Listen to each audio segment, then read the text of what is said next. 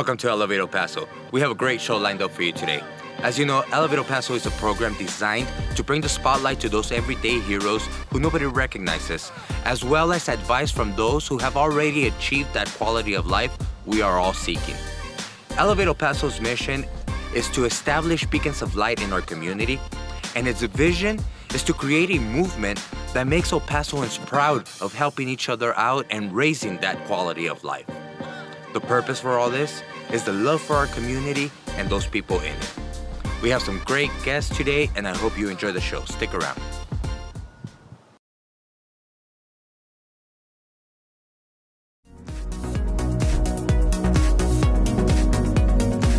Visit Glow and Tanning Boutique for your highest experience in luxury tanning and the latest technology in town.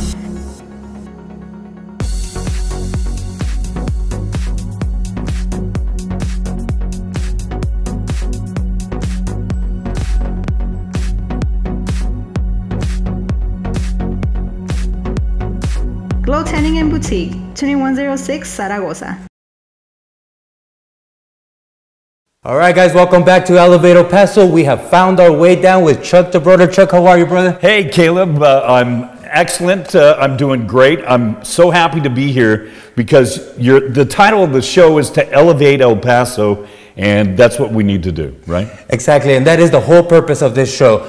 So we're trying to get to the point where it becomes a movement and everybody is encouraged to raise the quality of life, not just of themselves, but their neighbors as well. And as we all know, Chuck has been a part of El Paso history. He is iconic to us. And I think it's very much worth to listen to a little bit of what you have to say, sure. A little bit of your experience of being in town. Tell us a little bit. First of all, I want to start with how you got into doing weather. Well, I'm from Denver, Colorado originally. And, you know, my mom is what got me into weather. I went back after my first degree and I got a degree in broadcasting and PR. I did radio, and you really don't make a lot of money in radio. I did corporate public relations for Adolph Coors Company. And sometimes in PR, you're not really telling the truth. It's a severe modification of the truth. So I said, hey, I love weather. Why do I love weather? I go home, my mom watches every weathercast on every news station in all of Denver all day long. And it affected me, and it stuck in the back of my head, and then I was amazed. I grew up next to the Rocky Mountain foothills. My parents' house looks right at Red Rocks Amphitheater, the best outdoor concert venue in the world. And you can't see any weather until it's right on top of you when it comes from the west. And so I was always amazed by lightning, by snow that can pile up for 3, 4, 5 feet. Nice. You know, a couple snowstorms. You go to the front door. No, I'm going to have to go out the garage because the snow drift has drifted up the front door. So, well, fortunately, we don't have to deal with too much of that in El Paso. You know, and that's why I love it here. And I've wimped out weather-wise, cold weather-wise. I go back to Colorado. Sometimes I forget a jacket because it's so nice here. Right. So, Chuck, tell us a little bit about your experience of El Paso from your perspective. 23 years ago, over 23 years, and you know, I've seen El Paso change. Yeah. We're slow to change, you know, you've heard the saying, land of mañana. Well, we're easy going, especially with our I-10 project that we have going on construction-wise. But eventually we get things done. And we have had a couple multimillionaires, a billionaire and Paul Foster, to really motivate in remodeling the downtown. The city leaders have gotten on board and given some tax breaks to get things going quicker. And El Paso's changing overnight, it seems like, into a bigger city. Now, we're still the biggest small town in America. That's right. Everybody knows somebody's cousin who knows you, and that's cool. And it's part of the culture here too, which I love. With your progress, there must have been so many challenges you faced. Tell us a little bit about that determination. Tell us of those keys to succeed. First is practice. People told me, oh, you can't be on TV or whatever. And when people tell you you can't, use that as a motivator. That's because right. you can do anything you set your mind to, and that's the key. You know, I love the power of the mind. I'm a certified hypnotherapist. You plant something in your subconscious, you're going to eventually be drawn to that and attract that into your life. So the first key is to practice, but then it's persistence. You have to keep doing what you're doing. And I would drive around, I'd knock on news directors' doors, they'd see my tape that I made. I interned at CBS, NBC, and ABC in Colorado Springs, Pueblo, Colorado, made tapes, and they're like, Chuck, you're good. Where are you working now? And I'm like, I do the best weathercast every night out of my living room in Pueblo, Colorado, you know? And they're like, no, really? And in Lubbock, I made $8 an hour. I made a minimum wage. So I had to continue working at Chili's. So, you know, come up to the table, hey, how about a top shelf margarita and an onion blossom? And they're like, Chuck, I love your weather. I'm like, how do you like your fajitas?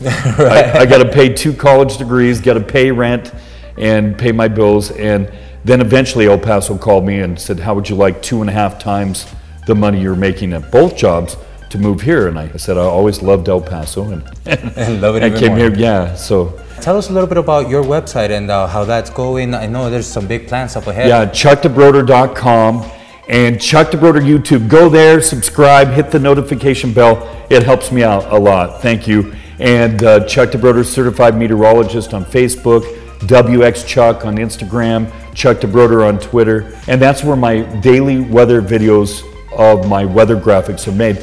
Twice a day, we post in the morning and the evening, and I do all the forecasting. And I spend more time now forecasting like I should than I did in TV, because in TV, your energies are scattered many places. Without a doubt.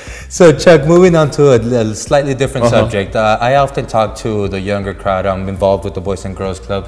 What message would I relate to them from you? Well, practice, persistence, and the third is enthusiasm. You know, you can see a movie and say, oh, this movie was great, you know, this thing blew up, and everybody's like, oh, okay. But you're like, oh my God, I saw this movie last night. You have to go see it. Right. It's phenomenal. You know, the guy's running, Matt Damon, all of a sudden everything's blowing up, and he doesn't blow up. It's amazing. You know, but if enthusiasm sells, the degree in a lot of cases is a key that turns a door, but it doesn't matter what college you go to. It matters what's in here. It matters for the enthusiasm that you have when you go into an interview. But in the moment, how do you keep that enthusiasm? Well, you know, it's tough at sometimes, and we all want to abuse ourselves in many ways. And, you know, that's one thing that I've had to relearn a few times in my life, and I'm still learning, to, it's all up here. You know, through hypnosis, I can hypnotize you right now and make you feel like you're high or you're drunk. You don't need the substance to do that. You don't need that. So don't punish yourself when bad things happen, because that's part of life. Because out of everything bad, there's something good. What you have to do is sit down, write a list of 5 things that was good. Without a doubt. Yeah. Chuck, we are unfortunately out of time. Okay. But I thank you so much for being here, and I really hope that we're able to do it again. Okay, hey, practice, persistence, and enthusiasm, and elevate El Paso, all of us. Thank you.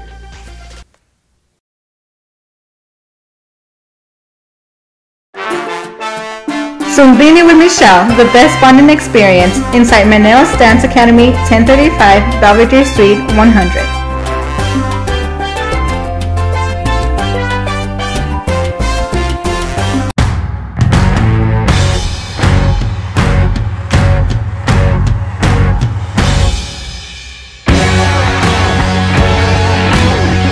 When you build something with your hands, a part of your soul gets absorbed by your creation, making it last through the ages. Built to last. Hosted by yours truly. Watch episode 1 on YouTube. Episode 2 is coming soon.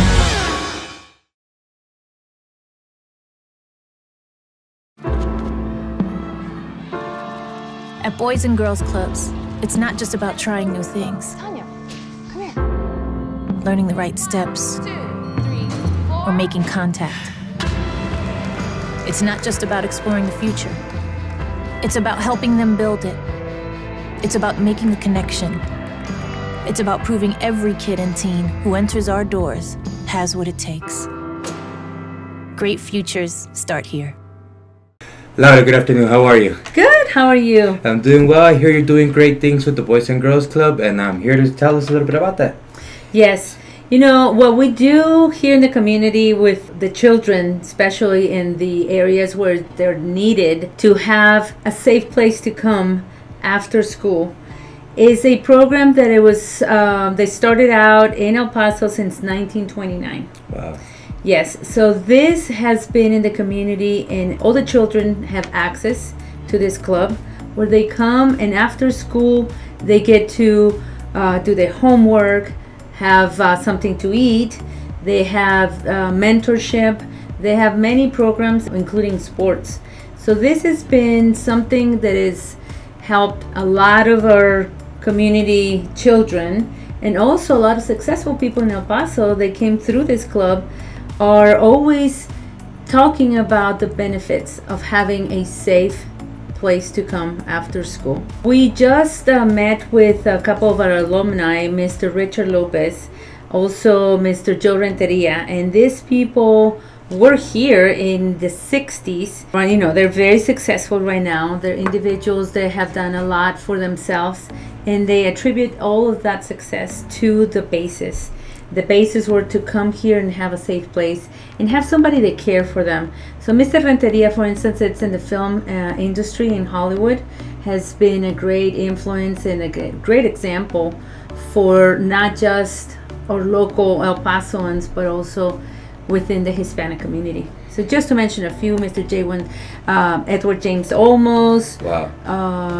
Jennifer Lopez, people that we all know, Shaquille O'Neal, even though some of them they're not from El Paso, right? They are very heavily involved into communities like this one. Laura, tell us a little bit about the fundamental teachings of the club. What would you like all these kids to go away with and learn for their life? Yes, we want to teach them that they have choices. And the primary choices are the ones that are going to make themselves. Not other people, but themselves. Those choices are going to be what they choose to do with their future life and how they're going to impact others. Because it's just not what they're going to get out of it, but how can they pay it forward. And so we teach them respect. We teach them to be responsible. We teach them to love themselves, love others, teach them the love for education and wanting to grow. Those are very simple things. Teamwork, through sports, through just being here with their fellow students and friends from the community. So the fundamentals are the ones that you and I had, and hopefully we'll be able to do the same for these children. Exactly, and it's wonderful what you guys do. I thank you so much for your service and for the opportunity to come in and speak with you. I hope that later on in the future you could allow us to come in and see a little bit more of the work that you do. Please do come back, because this is the best way that you guys are going to get to see and interact with our children. They love to have you. Yeah, thank you so much. Laura, before we go, one last thing. What message would you like to give our audience in regards to the program? I will love to invite every single one of them to come on by the club. We are here in the Segundo Barrio. We want to get them to be on a one-on-one with our children. Come meet our team members, people that also will be more than happy to let them know how to get involved. And we're always looking for sponsorship. We do have a program coming up where we will be looking for more sponsors. And to sponsor a child is only $25 a year. And that changes the life of a child. So even if it's just that, we welcome everything and everybody. So just get involved. Get involved. So $25, that's a week without Starbucks. Tell me how Yes. somebody could get a hold of you and sponsor one of these kids. Yes, well, they can come here directly to the club. We have 8 locations, but the central location is this one. It's 801 South Florence, right here in the heart of the Segundo Barrio. It's safe, it's fine. It's just a place that they can literally walk in, or they can call us. We are on the social media under the Boys and Girls Club of El Paso on Facebook. They can contact us. Also, they can look us up online. Our website is boysandgirlsofElPaso.org, and they can just look us up or call me. Call me, actually, you know, that would be probably a good thing. 915-820-3608. 915-820-3608. If they call me, I will be more than happy to bring them over, give them a tour, show them what our facilities look like and the needs that we have, but most importantly, to come and meet the children and our team members that are making a difference. Thank you, Lara. Thank you so much for your time. Thank you. Hey guys, we're here at Belle Ame. We're here about to go into interview Josh. Josh has an incredible story that I feel everybody should pay close attention to. He is an example of exactly what it takes for anyone, no matter what situation you're in, anyone, to achieve that quality of life we all want, to achieve that freedom of choice, that freedom of peace and stability in your life. Now, Josh was able to take himself out from the worst situation you could possibly think of and bring himself to a situation where he is at peace with his life, he has a beautiful family, and he is a successful entrepreneur.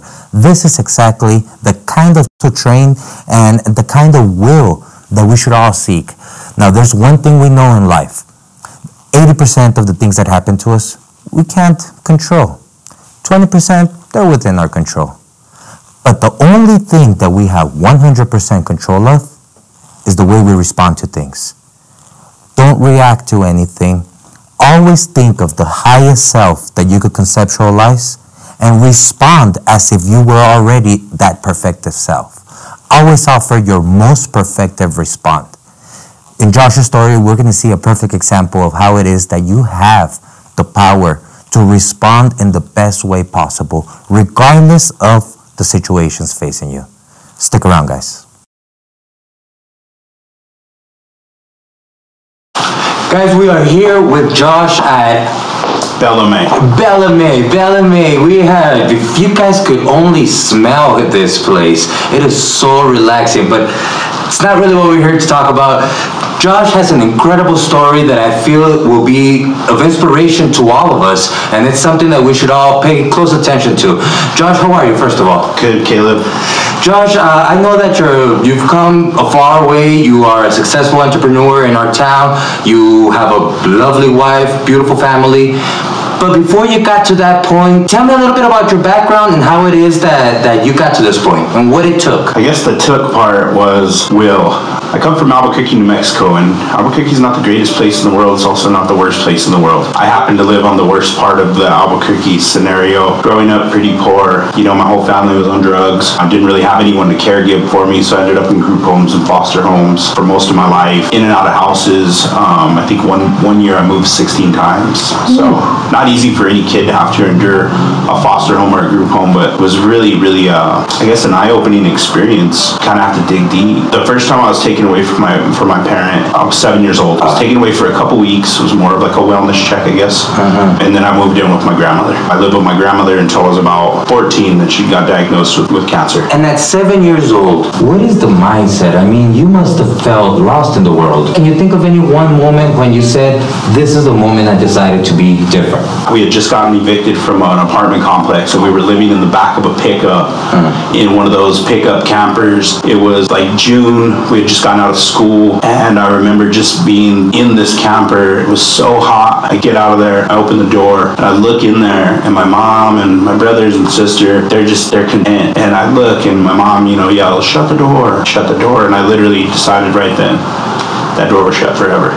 All right. Tell me a little bit about that. Tell me about that drive, how it is that you were able to go out and, get it done every day at school, facing everything that could possibly go against you. So as you're in the foster care system or even the group homes, you don't necessarily have a school as like a constant thing. I get moved from house to house. I switched schools. It was just kind of a way that it happened. If I went to this school 1 month, I was at another school another month if the foster care system didn't work out. That became extremely hard, having to meet new people basically every 1 to 3 months. I became like unwilling to sacrifice my end goal. I decided at a very young age that this life that was back then was not something that I was going to live, and I mentally took myself to where I was going. Right. Instead of staying in the moment where I was at.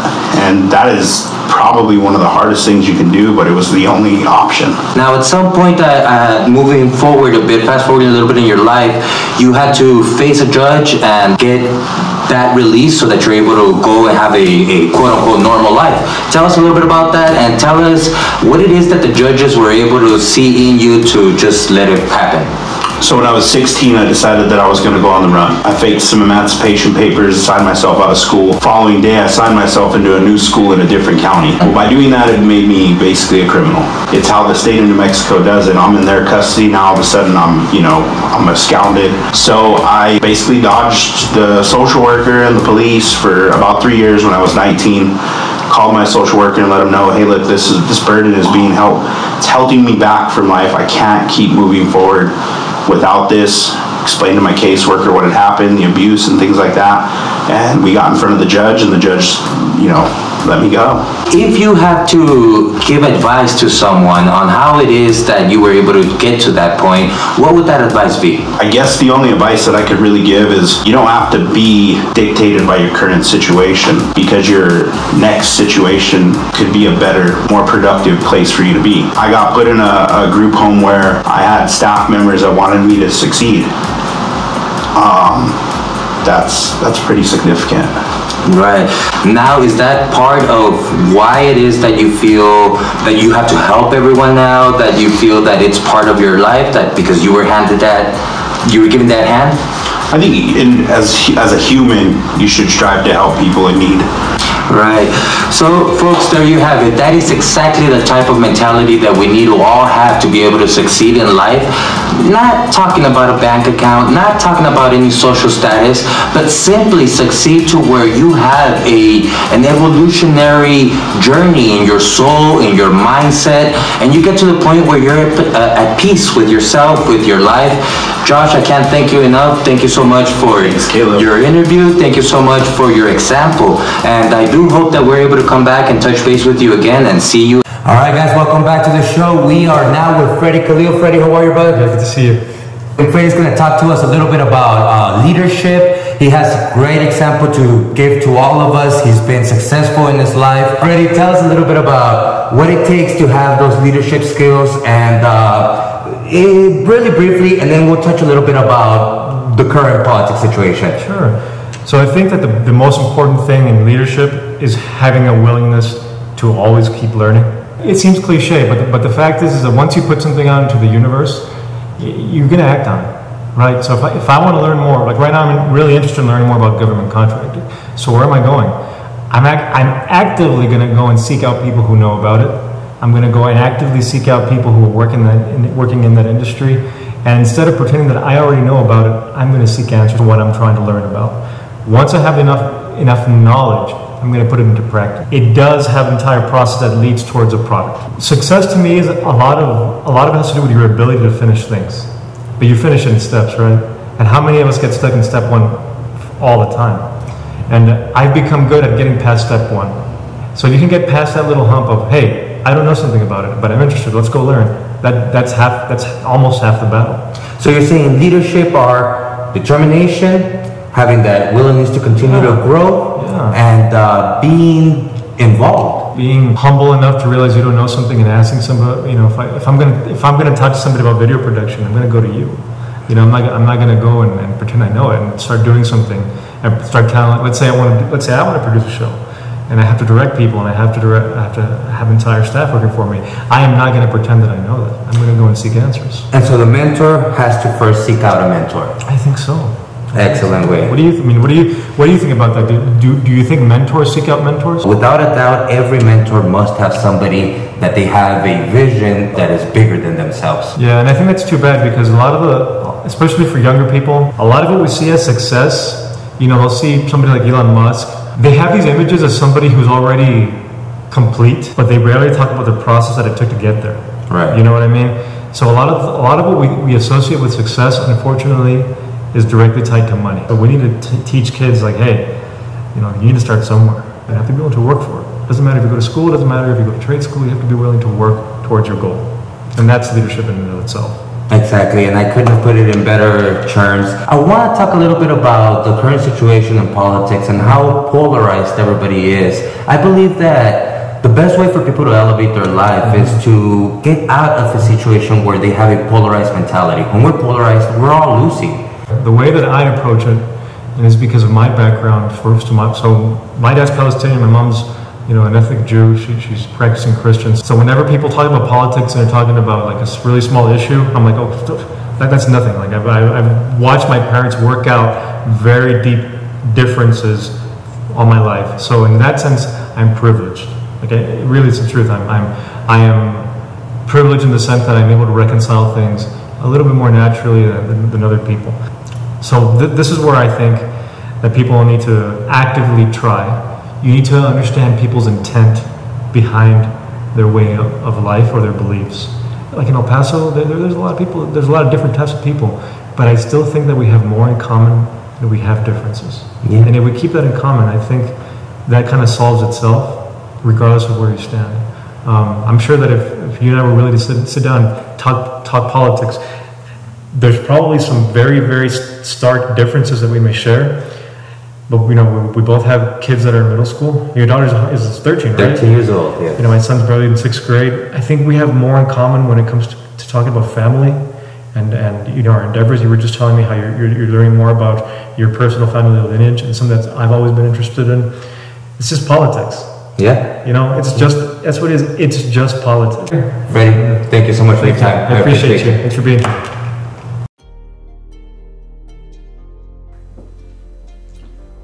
When we were younger, we feared the monsters under our bed and the darkness. We feared what we didn't know anything about. As we got older, we thought that fear went away. But we still fear the unknown. We fear doing something and not knowing how it ends. We fear taking that risk. But you need to learn how to have a leap of faith. You need to overcome it. The reason we need fear isn't to live in fear. It's not to constantly be overthinking everything. The reason it's there is so you don't overthink it, so you just go for it. Don't do something really dumb like touch fire.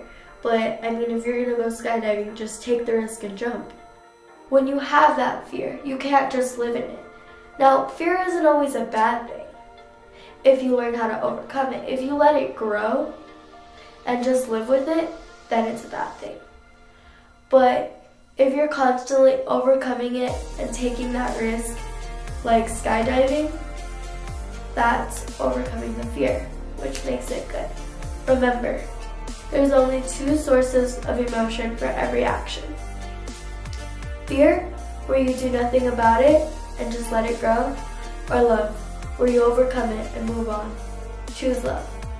This is Kersten, Lara, Paso Tweets.